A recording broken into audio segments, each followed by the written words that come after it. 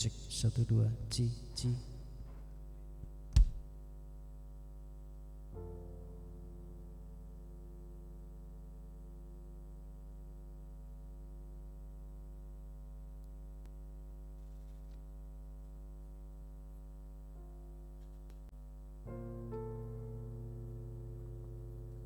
Shalom. Ya, puji nama Tuhan, kita berada di tempat ini untuk kita bisa memuji dan memuliakan nama Tuhan. Suatu anugerah buat kita saat ini kita bisa menghadap hadirat-Nya dan kita bisa menikmati hadirat-Nya.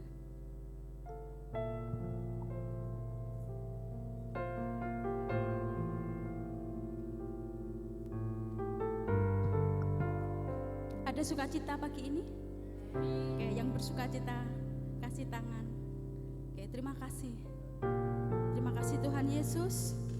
Kau mengumpulkan kami di tempat ini untuk kami bisa memuji, memuliakan nama-Mu. Terima kasih untuk hadir-Mu dalam kehidupan kami, menyelamatkan kami dan membuat kami berharga di mata-Mu Yesus Tuhan. Satu anugerah yang luar biasa Tuhan, kami bisa berada di tempat ini. Kami bisa Engkau layakkan Tuhan untuk memuji nama-Mu, untuk lebih dekat lagi kepada-Mu Tuhan. Dalam nama-Mu Yesus Tuhan kami mau menyembah, memuliakan nama-Mu Yesus.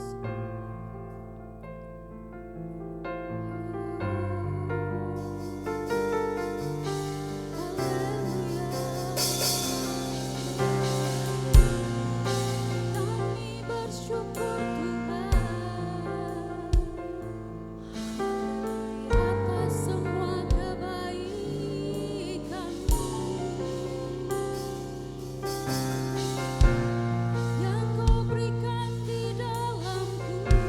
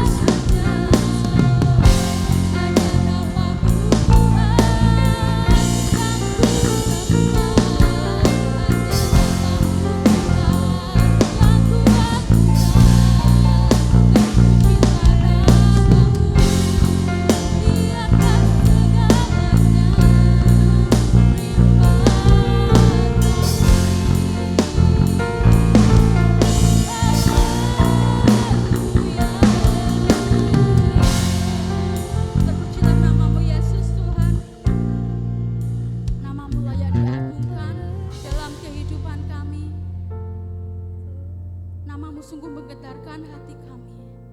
Engkau segalanya dalam kehidupan kami, Yesus Tuhan. Terima kasih untuk hadir-Mu dalam kehidupan kami. Inilah pujian penyembahan kami haturkan di dalam hadirat-Mu sebagai dupa yang harum di hadapan-Mu. Dalam nama-Mu Yesus Tuhan, haleluya, amin. Kita bangkit berdiri, kita memuji Tuhan, anak Allah Yesus namanya. Dia hidup untuk kita semua, untuk menebus dosa kita.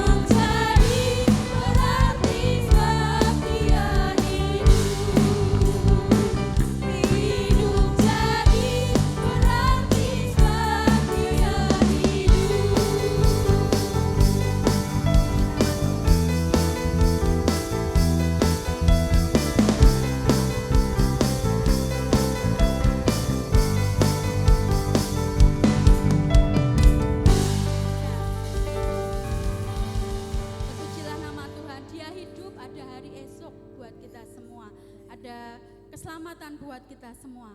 Karena itu kita patut berbahagia di dalam Tuhan. Katakan, ku berbahagia.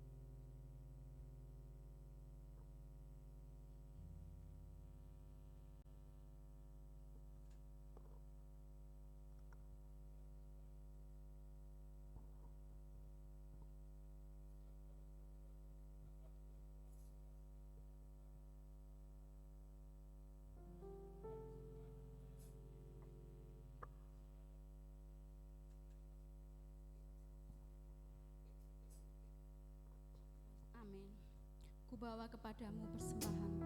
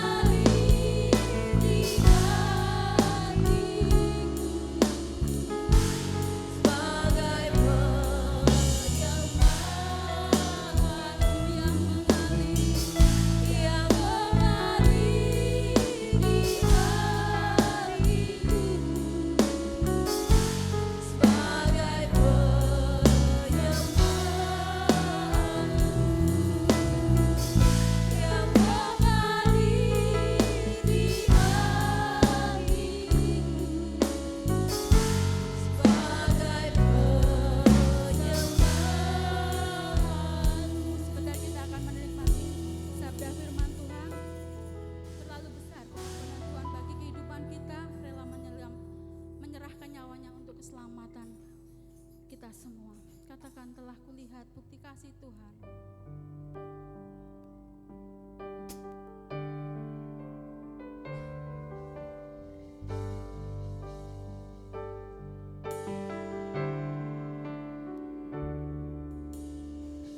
Telah kulihat bukti kasih-Mu,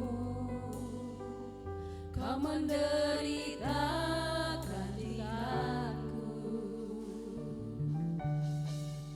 dengan darah-Mu, Kau selamatkanku. Kini ku hidup menyenangkan-Mu. Terlalu besar kasih-Mu Bapa, pengorbanan yang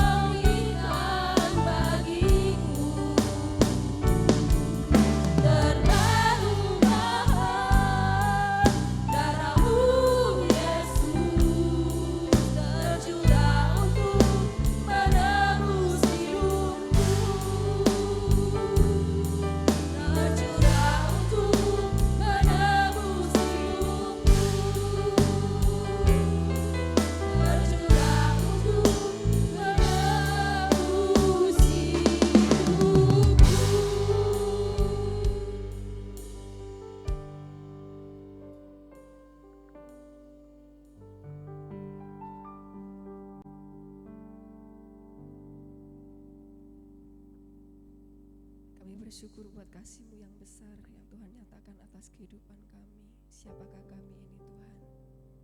Tapi Engkau pandang kami begitu berharga dan mulia, sehingga Engkau menebus setiap kami. Terima kasih buat kasih-Mu yang sungguh luar biasa di dalam kehidupan kami. Kami tidak akan pernah menyia-nyiakan setiap pengorbanan Kristus di atas kayu salib. Biarlah hidup kami boleh menyenangkan hati Tuhan dan menjadi berkat bagi sesama kami. Terima kasih Bapa, sukai bersyukur.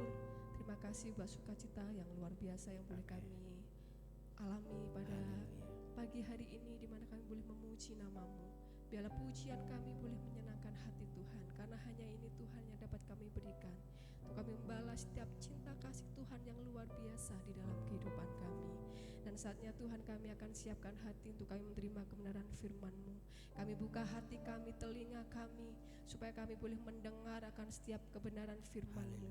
Iman kami boleh dibangun dari hari ke sehari, sehingga kami boleh bertumbuh di dalam Tuhan, semakin hari semakin disempurnakan, sehingga kami boleh seperti Engkau Tuhan. Kami tahu kami manusia yang lemah, kami tidak berdaya, kami membutuhkan Roh Kudus untuk menuntun setiap langkah kehidupan kami, agar hidup kami boleh sesuai dengan kebenaran firman-Mu. Terima kasih Bapa, meteraikan setiap firman-Mu dalam hati kami, dan terlebih itu kami boleh melakukan setiap kebenaran firman-Mu dalam kehidupan kami sehari-hari. Terima kasih Bapa, hanya di dalam nama Tuhan Yesus kami berdoa dan mengucap syukur. Haleluya. Amin. Shalom Bapak Ibu Saudara. Selamat pagi. Baik, kita siapkan hati untuk firman Tuhan. Kita sampai dalam kitab Kejadian pasal 1 ya sampai dengan 10.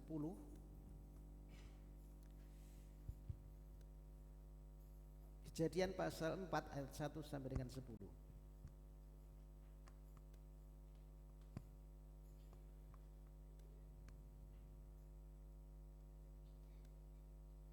Sudah ketemu?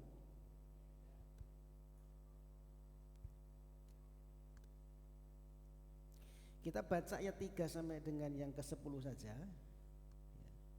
Ayat 3 sampai dengan 10. Ya, baik, kita akan baca bergantian. Saya baca ayat 3, Bapak Ibu Saudara ayat ke-4, demikian seterusnya sampai dengan ayat 10. Begini firman Tuhan ayat ke-3. Setelah beberapa waktu lamanya, maka Kain mempersembahkan sebagian dari hasil tanah itu kepada Tuhan sebagai kurban persembahan. 4.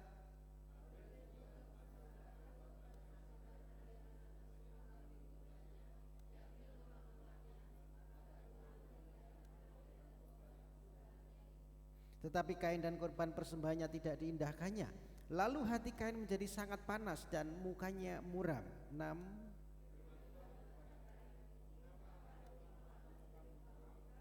Ayat ke-7, apakah mukamu tidak akan berseri jika engkau berbuat baik? Tetapi jika engkau tidak berbuat baik, dosa sudah mengintip di depan pintu. Ia sangat menggoda engkau, tetapi engkau harus berkuasa atasnya. 8.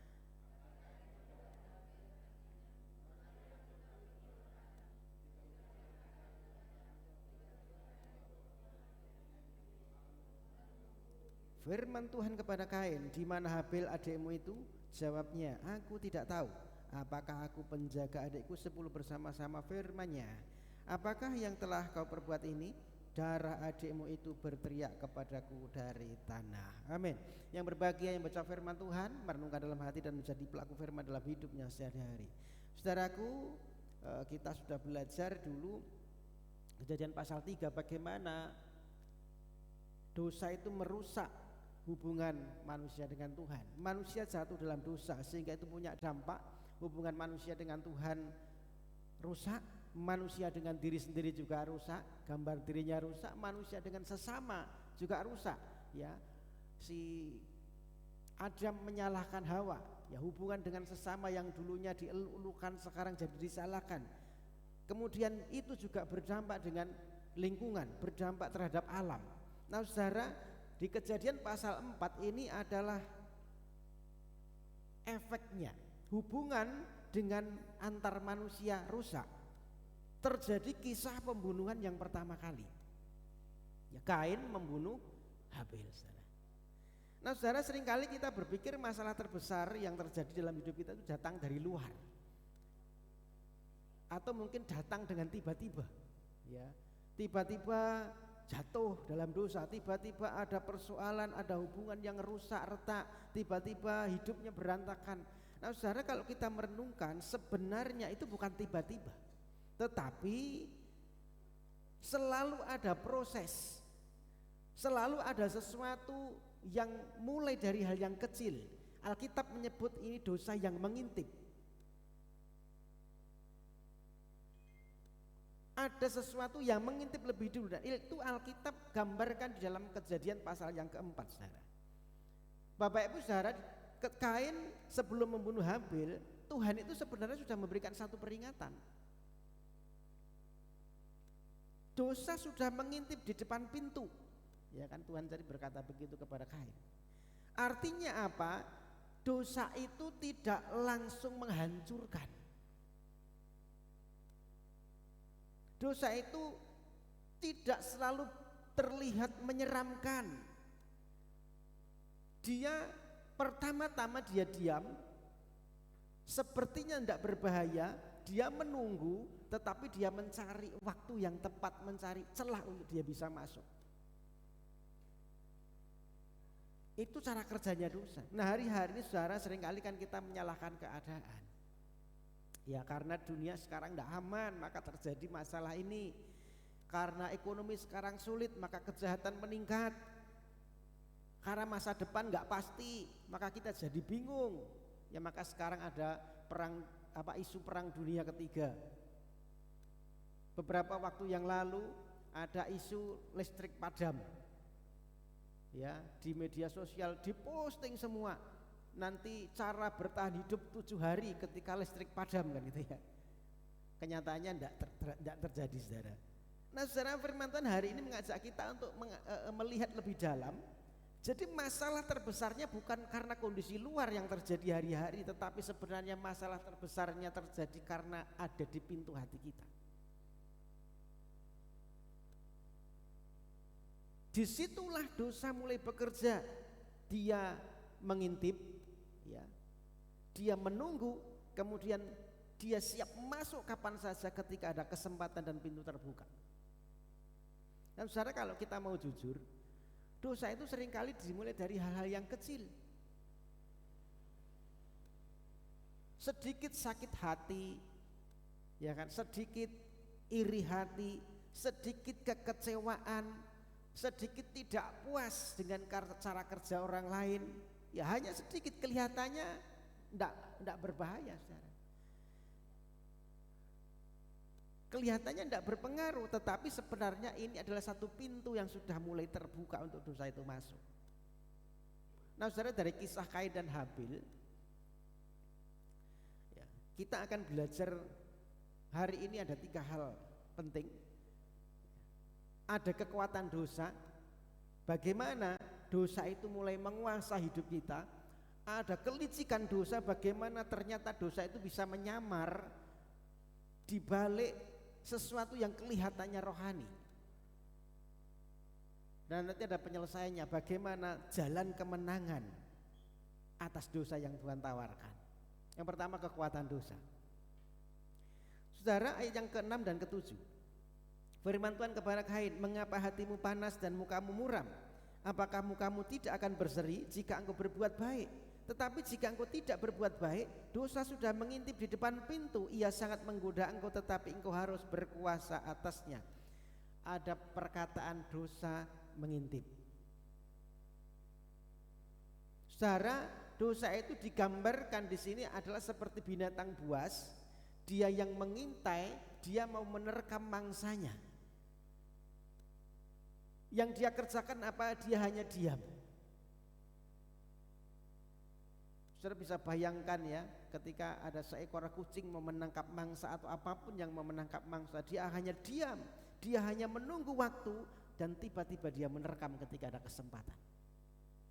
Itu yang digambarkan, saudara. Alkitab menyatakan bahwa dosa itu seperti sesuatu yang mengintip di depan pintu hati kita. Artinya apa? Dosa itu begitu dekat.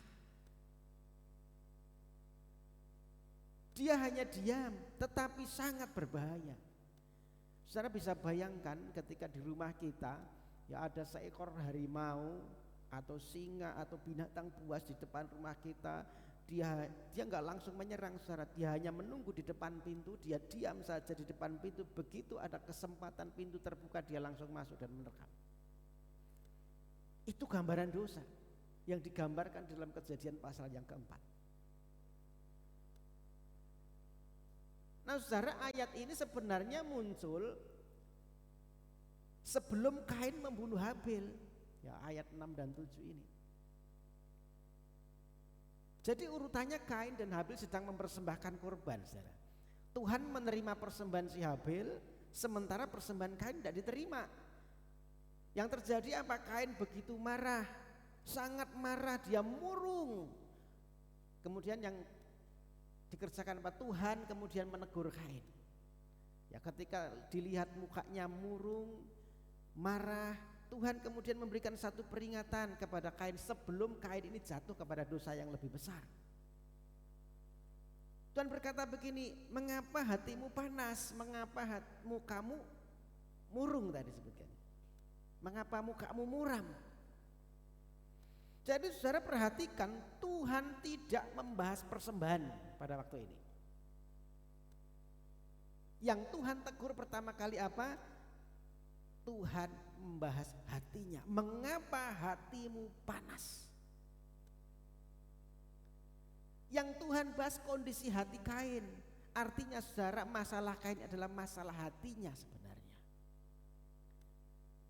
Kemarahan, iri hati, kekecewaan, perasaan ditolak itu munculnya di hatinya. Seolah-olah Tuhan sedang berkata begini, Kain, hatimu sekarang ini lagi tidak benar ini. Ya kamu mesti hati-hati loh. Ya. Kalau kamu tidak hati-hati, kamu tidak berkuasa, maka dosa sudah siap masuk.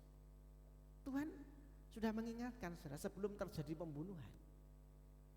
Namun ironisnya saudara, Kain tidak mendengarkan peringatan ini. Justru yang terjadi apa? Kain membunuh Habil. Terjadi pembunuhan. Saudara, dosa itu sepertinya tidak kelihatan berbahaya di awal. Jarang datang dalam bentuk yang kemudian besar, menghancurkan, jarang sekali. Seringkali dimulai dari hal-hal yang kecil, sedikit marah, sedikit iri hati, sedikit kecewa, cuma sedikit porsinya saudara, sedikit kompromi, kelihatannya tidak apa-apa. Kan bukankah itu yang terjadi saudara, seringkali kita juga mentolerir dosa, ya, cuma sekali dan tidak apa-apa, ini kan cuma dosa kecil, dosa sedikit gitu ya. Yang lain toh juga melakukan. Padahal saudara tahu bahwa disinilah sebenarnya dosa mulai bekerja. Ketika kita berkata cuma sedikit, cuma sekali-sekali, dosa yang kecil ini kemudian bertumbuh dari marah jadi benci. Betul? Dari benci kemudian apa? Jadi dendam. Kalau sudah dendam kemudian ada usaha untuk melukai, mencelakai, sama seperti Kain, dia membunuh saudara. Itu yang kita lihat pada Kain. Awalnya hanya marah biasa, murung, hanya kecewa, tetapi akhirnya dia jadi pembunuh. Artinya apa saudara? Bahwa pembunuhan itu terjadi bukan tiba-tiba.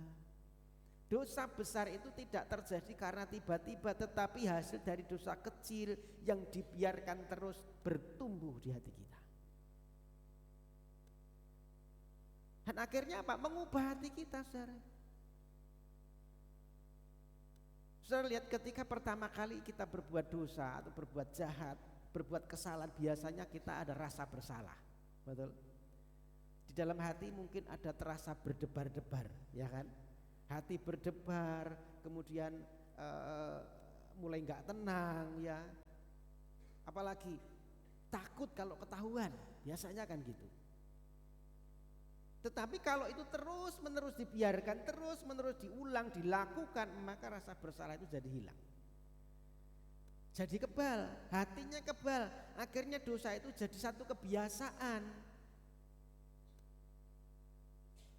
Dosa itu bertumbuh, akhirnya mengubah hati kita. nggak peka lagi. Kalau anak-anak yang sekolah biasanya akan nyontek, saudara ya. Begitu nyontek keringetan.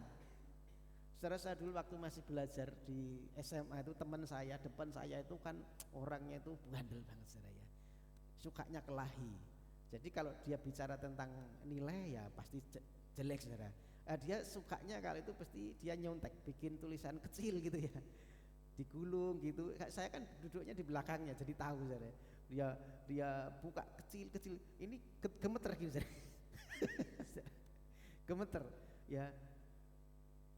Setiap kali dia buka gemeter, tapi besok lagi gitu lagi, saudara. Besok lagi dia lakukan yang sama waktu tes ya, kan 1 minggu biasanya dia lakukan yang sama. Tetapi saudara, dia sudah mulai agak tenang. Ya, sudah enggak kelihatan getar lagi, saudara ya. Mulai agak tenang. Besoknya lagi dilakukan, dia sudah mulai mahir, saudara. Ya, dia kalau apa itu biasanya dia siapin dulu di dekat jendela itu dia taruh catatan-catatan itu, dia permisi sama pengawas, permisi Pak mau ke belakang, dia ambil situ dengan santai itu dia lihat. Akhirnya mahir, dari satu kebiasaan yang kecil jadi biasa dan itu menguasai, saudara. Ini gambaran dosa, itu kekuatan dosa, saudara. Pelan mengubah hati kita, tetapi kemudian dia menguasainya, menguasai hidup kita. Makanya di dalam ayat yang ke-7 diperingatkan Tuhan, kamu harus berkuasa atas dosa itu. Karena apa? Dosa itu memang pengen menguasai hidup kita. Dosa itu mau jadi tuan atas hidup kita, sehingga kita nurut apa maunya. Dari kebiasaan yang kecil akhirnya jadi karakter, jadi kebiasaan, jadi gaya hidup, saudara. Akhirnya kita dikuasai, benar-benar dikuasai dosa. Bukan lagi kadang-kadang marah, tetapi akhirnya jadi pemarah. Sedikit-sedikit marah, saudara. Karena memang sudah dikuasai. Bukan lagi kadang-kadang iri, tetapi hidupnya memang iri hati terus setiap hari. Ngerasani karena iri, ya saudara. Bukan lagi kadang-kadang bohong lagi, tetapi jadi kebiasaan, jadi pembohong. Kalau enggak bohong enggak asik, Pak. Itu menguasai. Maka Tuhan memperingatkan, engkau harus berkuasa atasnya. Dosa itu harus dilawan, saudara. Amin. Tidak boleh dibiarkan. Ya, tidak boleh dianggap itu sesuatu yang kecil. Kalau tidak, dia akan masuk ke hati kita, akhirnya menguasai hidup kita. Jadi saudara, kekuatan dosa itu nyata. Dari hal yang kecil, ya, dia mulai bertumbuh pelan, kemudian dia menguasai hati kita dan akhirnya menguasai hidup kita, saudara. Maka kita harus waspada. Jadi dosa itu tidak langsung menghancurkan kita dalam 1 malam, saudara. Tetapi perlahan sampai kita enggak sadar ternyata bahwa kita sudah dikuasai olehnya. Inilah kekuatan dosa yang harus kita waspadai. Maka firman Tuhan berkata, kamu harus berkuasa atasnya. Jangan dibiarkan, saudara. Kita juga mesti hati-hati dengan kelicikan dosa. Saudara, bagaimana kita menyebut orang itu jahat, orang itu baik? Biasanya kan kita memberikan penilaian begini karena yang kelihatan, ya, dari perbuatannya. Kalau orang itu sukanya, misalnya suka mencuri atau suka apapun ya yang berdosa, kita nganggap itu dia orang jahat gitu ya, karena perbuatannya buruk gitu ya. Tapi kalau orang itu suka memberi, oh itu dia orang baik gitu ya, saudara. Biasanya kita menilai kan begitu, orang jahat dan orang baik dari apa yang kelihatan, yang kita lihat dari luarnya. Nah, saudara, kisah Kain dan Habil ini begitu menarik. Ya. Keduanya bukan orang jahat jika dilihat dari luar. Kenapa? Karena keduanya sama-sama bekerja. Yang satu jadi petani, yang satu jadi peternak. Pekerja keras, sama-sama bekerja, bukan orang malas. Kemudian kedua-duanya juga beribadah. Buktinya apa? Kedua-duanya memberikan persembahan buat Tuhan. Artinya dia juga beribadah kepada Tuhan. Tetapi kenapa hasilnya bisa beda, saudara? Kenapa? Ya sebenarnya bukan karena jenis persembahannya. Dulu saudara, waktu sekolah minggu biasanya diajar begini, kenapa persembahan Kain ditolak? Karena Kain mempersembahkan yang busuk-busuk, kan gitu ya saudara. Tapi Alkitab tidak nyatet tuh. Alkitab tidak memberikan keterangan bahwa itu busuk, gak ada saudara. Atau mungkin ya karena persembahan Kain kan hasil dari tanah, itu salah Pak. Mestinya harusnya ternak, harus hewan yang benar. Juga tidak ada keterangan.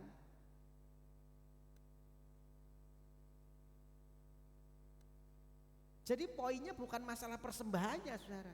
Apa yang dipersembahkan, bukan, masalahnya bukan di situ. Karena yang Tuhan lihat itu bukan jenis persembahannya, tetapi yang Tuhan lihat itu adalah hati orangnya. Alkitab memberikan satu petunjuk yang kecil namun ini penting, ayat 3 dan 4. Setelah beberapa waktu lamanya maka Kain mempersembahkan sebagian dari hasil tanah itu kepada Tuhan sebagai korban persembahan. Jadi Kain mempersembahkan sebagian dari hasil tanah itu kepada Tuhan.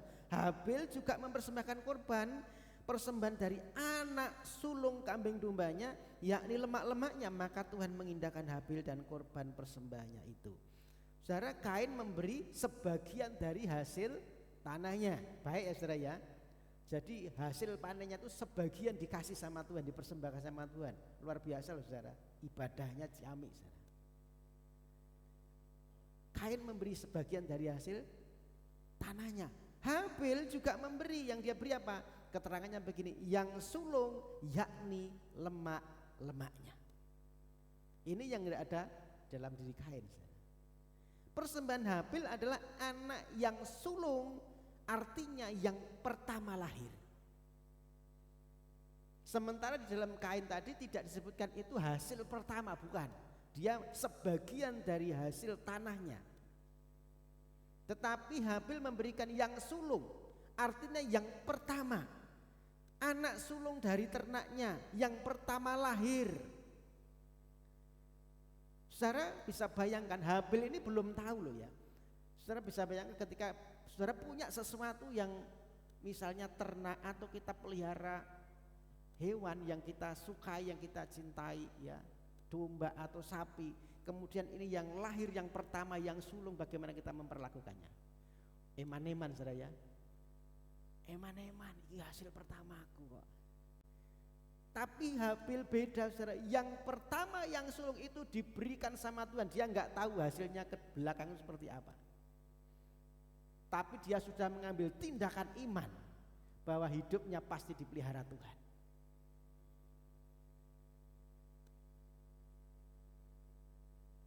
Dia sudah berani memberi yang pertama, sementara yang lain mungkin eman. Ini aku pelihara sekian tahun, baru lahir yang pertama, kok dipersembahkan Tuhan. Itu umumnya saudara.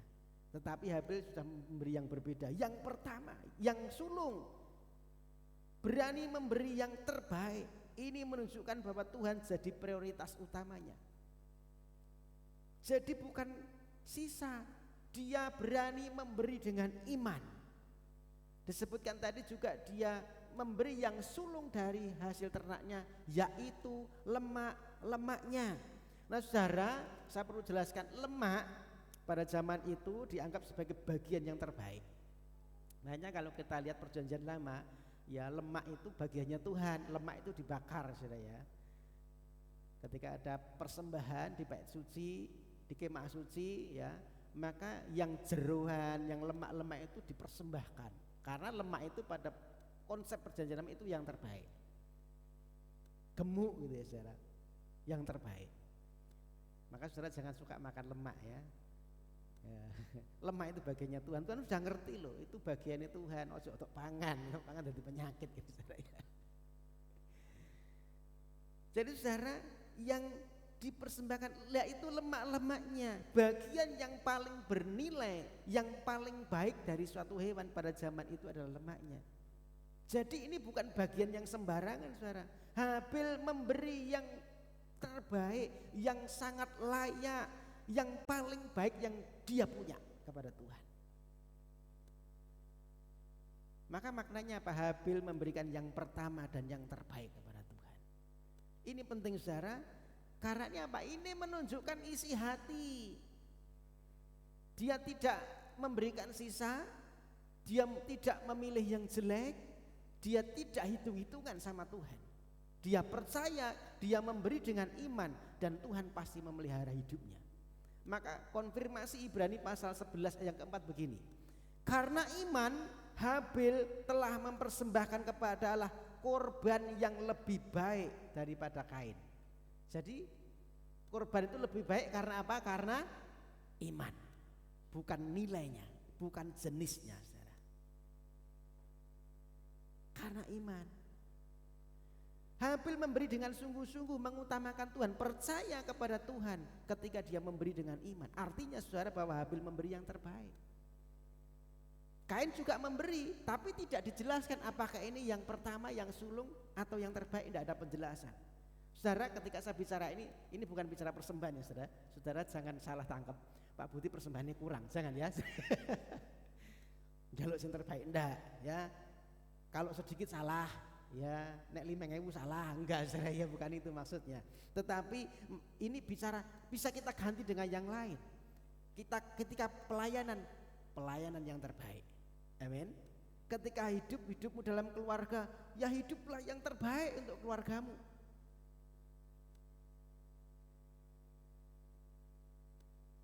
Sesuatu yang terbaik yang layak kita berikan kepada Tuhan dan sesama. Dan tentunya dengan hati yang benar, saudara. Karena ini didasari oleh hati. Kalau hatinya tidak benar, kita mau persembahkan apapun, ibadah kita mungkin kita rajin ibadah, kalau hatinya enggak benar, Tuhan juga tolak. Makanya Tuhan pernah berkata begini, suatu saat ketika Tuhan Yesus memberikan perintah begini. Kalau kamu datang mempersembahkan sesuatu di atas mezbah dan kamu teringat akan sesuatu di hati saudaramu, maka kamu pulang dulu, balik, berdamai dengan dia, baru kamu datang kembali untuk mempersembahkan sesuatu buat Tuhan. Artinya ini bukan bicara jenis persembahannya, tetapi bicara hatinya yang mempersembahkan itu seperti apa. Hatinya harus beres, saudara. Amin. Bukan nilainya.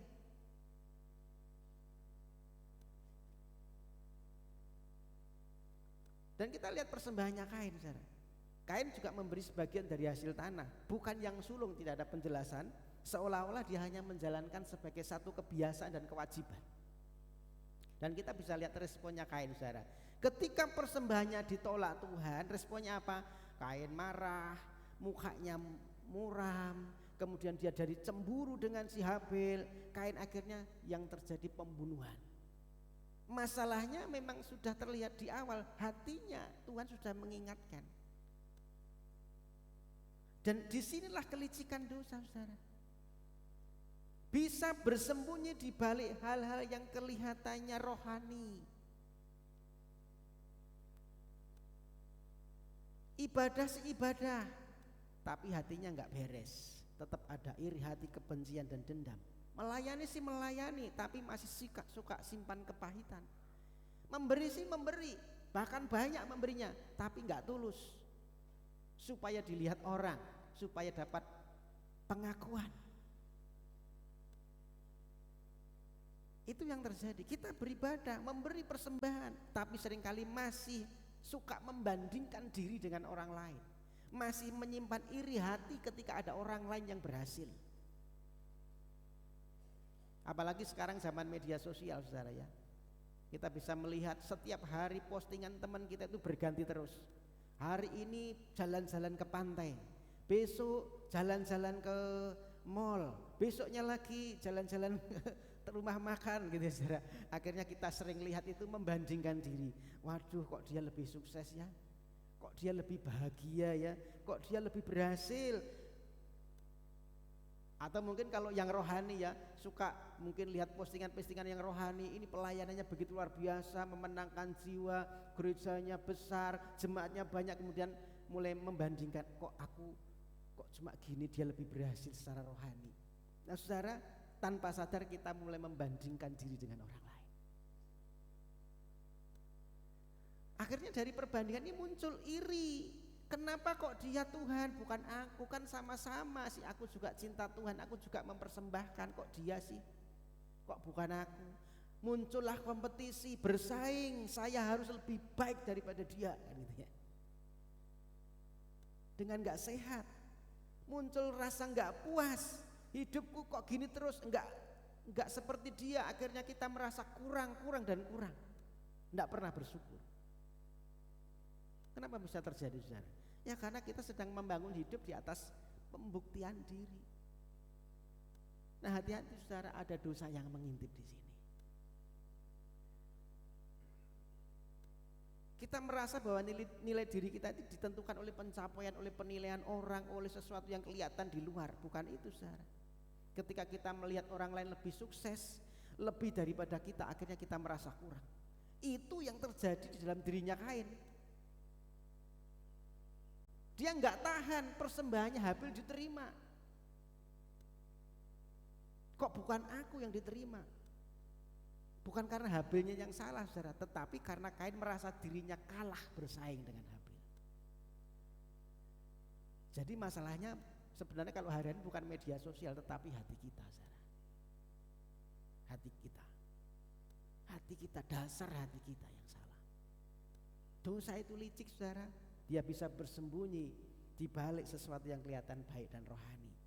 Ya, makanya firman Tuhan juga mengingatkan, iblis itu juga bisa menyamar seperti malaikat terang. Kenapa ada paranormal? Tujuannya baik, saudara ya. Dia bahkan bisa pakai nama Tuhan, sesuatu yang rohani, untuk membantu orang. Jadi mesti hati-hati, kelicikan dosa. Dia bisa menyamar, bisa bersembunyi di balik sesuatu yang kelihatannya baik dan rohani. Dan kita mesti baca ini, saudara. Amin. Yang terakhir, saudara, ada jalan kemenangan atas dosa.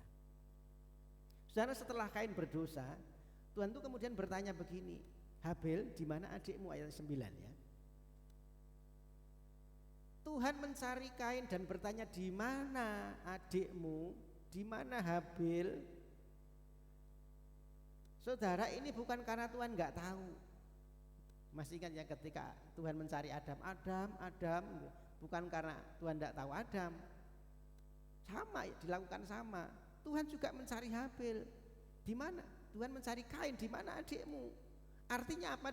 Tuhan sedang memberikan kesempatan kepada Kain untuk sadar akan kesalahannya.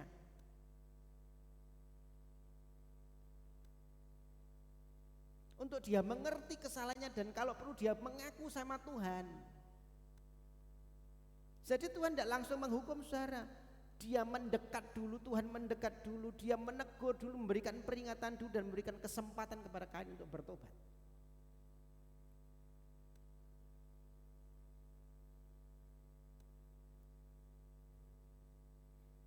Artinya apa, saudara? Tuhan itu Tuhan yang penuh kasih. Amin. Ini menunjukkan bahwa Tuhan itu Tuhan penuh kasih. Namun saudara, kita juga harus tahu Tuhan yang penuh kasih ini adalah juga Tuhan yang adil. Di ayat 10 kemudian Tuhan berkata begini, darah adikmu itu berseru kepadaku dari tanah. Artinya Tuhan itu menuntut hukuman. Kamu yang salah harus dihukum. Darah adikmu itu berseru kepadaku. Dosa enggak pernah dianggap remeh, saudara. Kejahatan pasti dihukum, kejahatan pasti diadili. Karena kesalahan itu maka manusia harus dihukum karena dosanya. Tetapi saudara, di sisi lain Tuhan juga kasih, dia juga pengen mengampuni manusia yang sudah berdosa ini. Maka pertanyaannya, saudara, bagaimana hal itu bisa terjadi? Tuhan yang adil, Tuhan yang mengasihi itu bisa direalisasikan dalam hidup kita. Bagaimana itu bisa terjadi? Bagaimana Tuhan yang adil itu juga bisa mengampuni kita yang bersalah? Jawabannya ada dalam salib Kristus, saudara. Di salib kasih dan keadilan Allah bertemu. Ini menjadi kabar baik buat kita. Yesus mati menggantikan kita, itu bukti kasihnya kepada manusia. Dia menanggung semua hukuman yang harusnya kita tanggung sebagai konsekuensi dari keadilan Allah kepada dosa. Artinya apa saudara? Hukum maut akibat dosa tetap dilakukan, tetapi saudara itu ditanggungkan kepada Yesus yang tidak berdosa supaya kita diampuni. Amin. Inilah keadilan dan kasih Tuhan yang bertemu, saudara. Dosa tetap dihukum dan itu ditimpakan kepada Yesus. Bukti keadilan Tuhan. Mohon musik bisa maju ke depan. Hukuman maut karena dosa tetap dilakukan, tetapi itu ditanggung kepada Yesus yang tidak berdosa. Saudara, hari ini kita belajar sesuatu yang sangat penting. Ujian yang terakhir tadi telah kulihat. Dosa bukanlah hal yang kecil, saudara ya. Dosa itu begitu kuat. Dia pengen menguasai hidup kita. Dosa itu licik. Dia bisa bersembunyi di balik sesuatu yang kelihatannya baik dan rohani di dalam hati kita. Dan dosa itu begitu mematikan. Dia pelan-pelan menghancurkan hidup kita. Dan saudara, kalau kita mau jujur, saya dan saudara dalam posisi Kain. Kita itu seperti Kain, saudara. Kita pernah marah, betul? Kita pernah iri. Siapa yang belum pernah iri? Kita pernah kecewa. Kita pernah simpan kepahitan. Saya dan saudara itu sama seperti Kain. Tapi ada kabar baik hari ini. Tuhan tidak meninggalkan kita. Amin. Seperti Tuhan datang kepada Kain, Tuhan tidak meninggalkan kita. Tuhan juga datang kepada kita, bukan untuk langsung menghukum, tetapi untuk menegur, untuk mengingatkan kita, untuk memanggil kita kembali, untuk memberikan kesempatan kepada kita untuk bertobat dan mengakui kesalahan kita, dan untuk menyelamatkan kita. Dan saudara, puncaknya di kayu salib, di sana keadilan Tuhan ditegakkan. Dosa dihukum, tetapi di sana juga kasih Tuhan dinyatakan. Bagaimana Tuhan mengasihi kita yang harusnya dihukum. Yesus sudah menanggung semua hukuman yang seharusnya kita tanggung, supaya hari ini saudara, kita tidak hidup dalam ketakutan. Amin. Supaya kita tidak hidup dalam rasa bersalah secara terus menerus, tetapi kita hidup dalam pengampunan dan damai sejahtera. Maka saudara, hari ini kalau ada dosa yang selama ini mengintip, mungkin hanya sedikit iri hati, sedikit kemarahan, sedikit kekecewaan, saudara, jangan disimpan. Firman Tuhan kita harus berkuasa atasnya. Jangan itu dibenarkan atau kita tolerir. Jangan itu ditunda untuk diakui. Mari kita datang kepada Tuhan dengan jujur, akui dan mohon ampun. Serahkan itu kepada Tuhan. Walaupun dosa itu kuat, tetapi kasih Kristus jauh lebih kuat. Puji Tuhan, biarlah kebenaran firman Tuhan hari ini boleh memberikan kepada kita satu cara pandang yang baru. Kita mesti hati-hati dengan sesuatu yang kita anggap remeh, yang kecil, dosa yang mengintip di pintu hati kita. Sebelum kita menaikkan satu pujian, ada satu refleksi yang perlu saya bacakan buat saudara. Apakah ada dosa yang sedang mengintip hidup kita hari-hari ini? Apakah selama ini kita hidup hanya untuk mengontrol Tuhan, atau kita mau tunduk kepada Tuhan? Saudara, apakah kita mudah iri hati ketika ada orang lain yang mungkin diberkati, ketika ada orang yang lebih sukses dari kita? Dan apakah saudara kita hidup di dalam rasa aman di dalam Kristus, atau kita masih ingin membuktikan diri kita?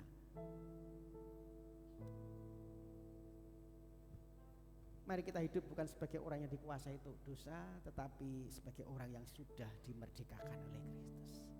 Amin. Tuhan Yesus memberkati. Dan akan pujian yang terakhir tadi.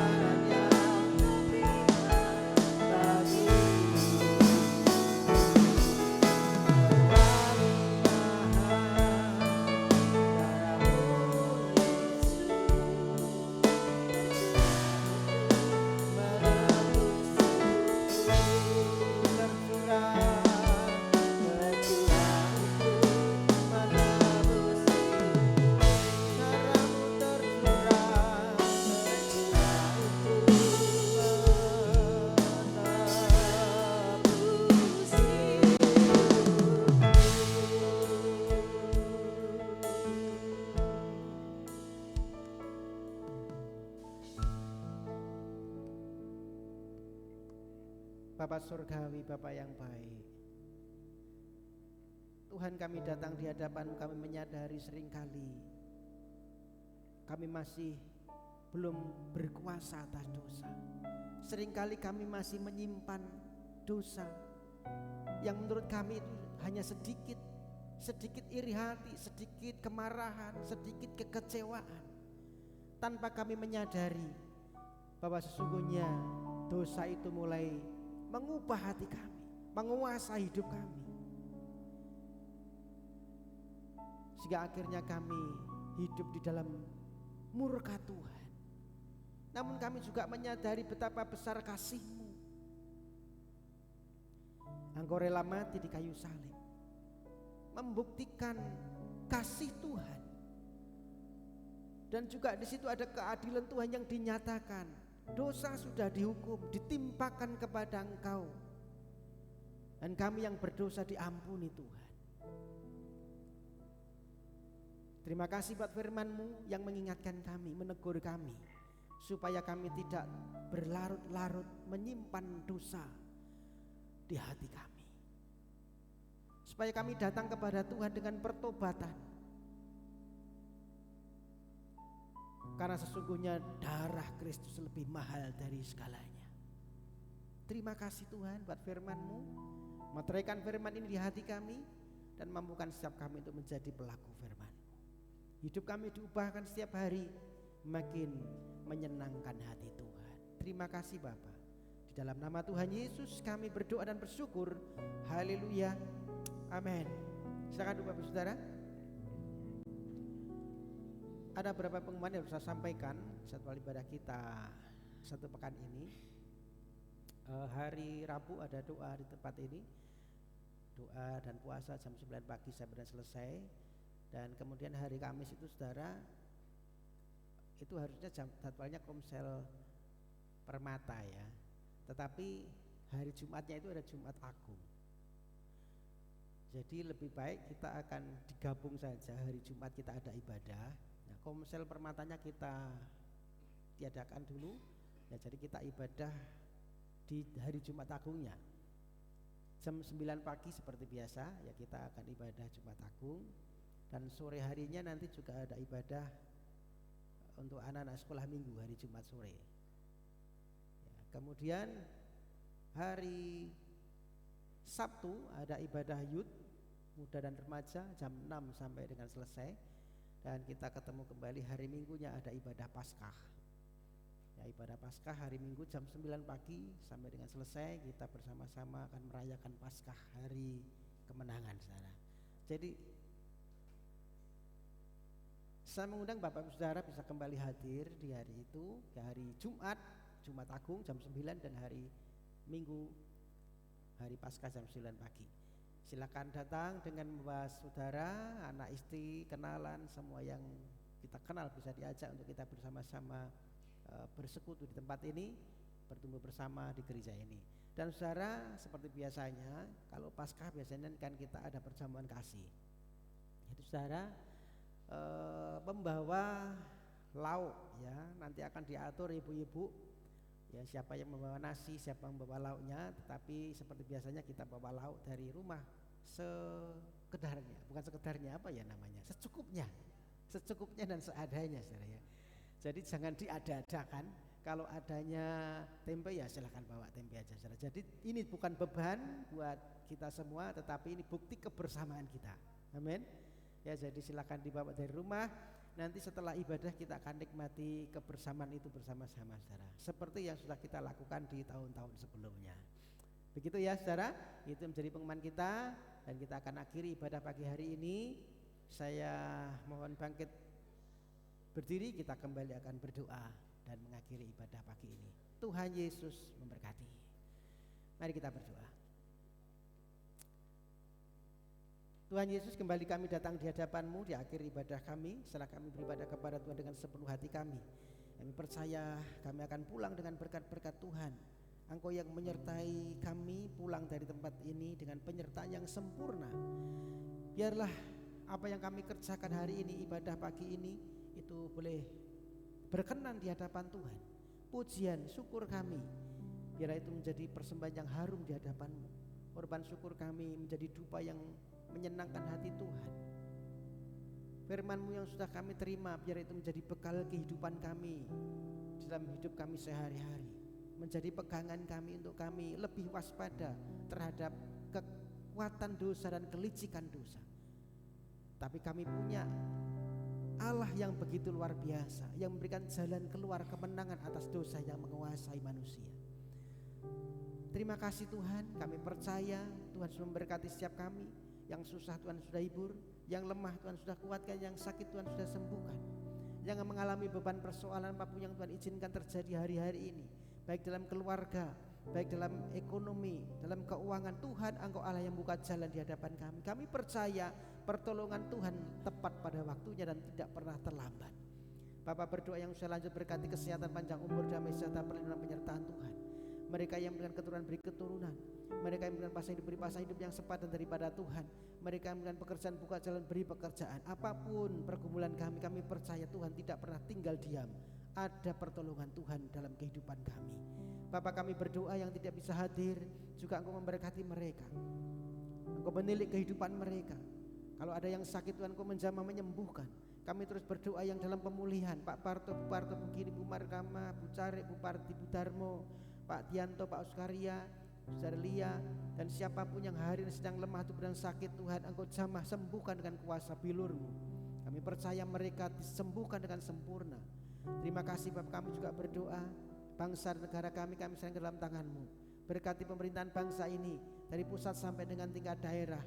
Engkau yang memberkati mereka hikmat dan roh takut Tuhan, menyertai mereka untuk menjalankan tugas mereka dengan baik.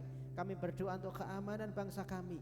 Jauhkan bangsa kami dari teror, dari kerusuhan, dari perpecahan, dari niat jahat orang tidak bertanggung jawab, dari segala rancangan-rancangan terselubung yang tidak datang daripada Tuhan. Kami berdoa untuk damai sejahtera bangsa kami. Kami berdoa untuk lawatan-Mu supaya terjadi atas bangsa kami. Engkau yang mencurahkan roh pertobatan, jiwa-jiwa banyak dimenangkan untuk Tuhan. Berkati kota kami Wonogiri, berkati Pracimantoro, Irmogo di mana kami tinggal dan sekitarnya. Biar kota kami mendapat lawatan Tuhan. Engkau pakai gereja-Mu menjadi terang, menjadi garam, memberikan dampak yang baik, yang mempermuliakan nama Tuhan, bahkan membuat jiwa-jiwa datang kepada Tuhan. Berdoa secara khusus gereja di mana kami boleh berimpun bersama, beribadah bersama. Gereja Bethel Tabernakel yang ada di Sawan Setayu Pracimantoro, gereja ini bertumbuh, gereja ini berkembang, gereja ini boleh menyenangkan hati Tuhan, membawa setiap kami makin serupa segambar dengan Tuhan, menjadi mempelai Tuhan. Kami berdoa untuk jiwa-jiwa Engkau Tuhan yang bekerja melalui gereja ini. Mimpi-mimpi penglihatan Kau nyatakan, pelayanan malaikat terjadi di gereja ini, sehingga jiwa-jiwa dimenangkan untuk Tuhan. Biarlah tempat ini menjadi tempat di mana kami berjumpa dengan Tuhan. Setiap ibadah kami adalah ibadah yang menjadi perjumpaan saya pribadi dengan Tuhan. Kami dibekali, kami makin didewasakan, dan kami siap untuk menjadi saksi Tuhan dan terang Tuhan di masyarakat. Terima kasih Bapak, sebentar kami pulang. Setelah kami beribadah kepada Tuhan dengan sepenuh hati, kami percaya berkat-berkat Tuhan turun atas kehidupan kami. Engkau Tuhan yang memberkati usaha kami, Engkau yang memberkati pekerjaan kami, sawah ladang ternak kami diberkati Tuhan. Engkau yang memberkati kesehatan kami, Engkau yang memberkati rumah tangga kami, anak-anak kami diberkati Tuhan. Dimanapun kami berada, kami ada dalam naungan berkat Tuhan. Terima kasih Bapak, terima kasih Bapak Ibu Saudaraku yang kekasih. Mari kita arahkan pandang keseluruhan, terimalah berkat terbaik daripada Tuhan. Tuhan Yesus memberkati engkau, Tuhan Yesus melindungi engkau, Tuhan Yesus menyinari engkau dengan wajahnya dan memberi engkau kasih karunia. Tuhan Yesus menghadapkan wajahnya kepadamu dan memberi engkau damai sejahtera. Terimalah berkat terbaik, berkat Bapa, cinta kasih Tuhan Yesus Kristus, dan persekutuan Roh Kudus menyertai hidup kita mulai hari ini sampai selamanya. Di dalam berkat nama Tuhan Yesus Kristus, setiap kita yang percaya diberkati, mari sama-sama katakan amin.